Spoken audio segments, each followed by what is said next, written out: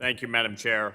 Like many of my colleagues here today, I have serious concerns about the potential consequences of focusing on costly non-material environmental, social, and political issues at the expense of sound financial policies. What we're seeing in this press from both government regulation and shareholder activism driving up the costs and burdens associated with participating in the United States public markets, and it detracts from companies being able to raise capital and foster economic growth. Instead of focusing on running their businesses, we see companies having to spend their time and resources addressing politically motivated proposals that don't have anything to do with the company's strategic direction or long-term goals. My home state of New York has been at the forefront of promoting ESG policies. Back in 2019, New York State Comptroller Tom DiNapoli released guidelines on how the Common Retirement Fund would begin to pursue ESG goals with a new climate action plan, for instance. We've seen the Common Retirement Fund repeatedly filing shareholder proposals and pressing public companies to adopt these policies. This is not just some random shareholder. This is an elected official using his perch to drive companies to make decisions.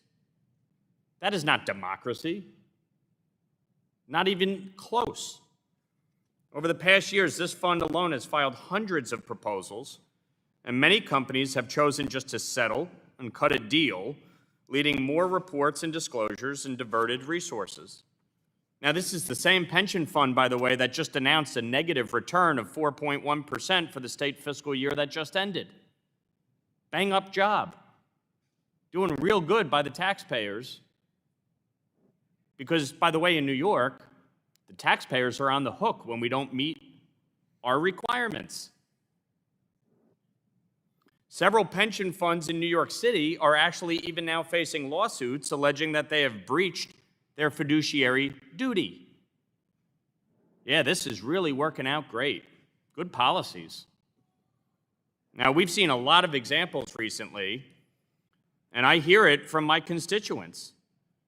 People want corporations to leave politics at home and focus on the underlying purpose at hand of running their businesses, selling their products, and delivering a return for their investors. Stay the hell out of politics. Leave it to Congress. Leave it to state legislatures. There's plenty of politics around here at all times. The American people are so tired of politics consuming everything, from the media to corporate America to education. It's pathetic. And it is creating a challenge across the board.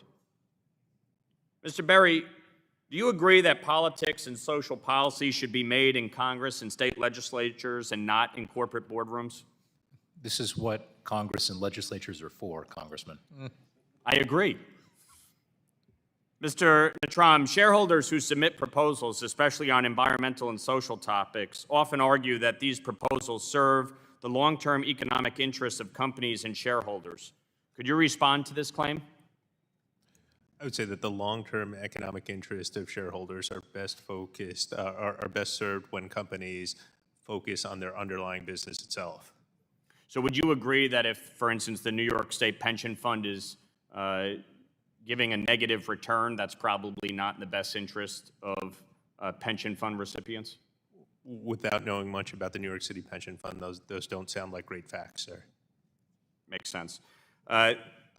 Dr. White, can you speak about the prevalence and persistence of socially oriented shareholder activism and the influence of proxy advisory firms affect shareholder value and the ability of corporations to make efficient and effective business decisions?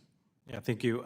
I've heard a lot of discussions today about it maybe taking 1 hour to respond to shareholders. I can tell you that's not, you would get a low grade in my class if you submitted that as a response. You have to carefully consider each proposal, potentially negotiate with the special interests, request relief from the SEC, which they reject more than 50% of that, or now and reply if they fail to provide relief. Amazon spent 116 pages and 40,000 words, which would take the average investor 2 hours to read. So I doubt it would take you 1 hour to respond if it takes you 2 hours to read, and it was very politicized. Thank you. I yield back.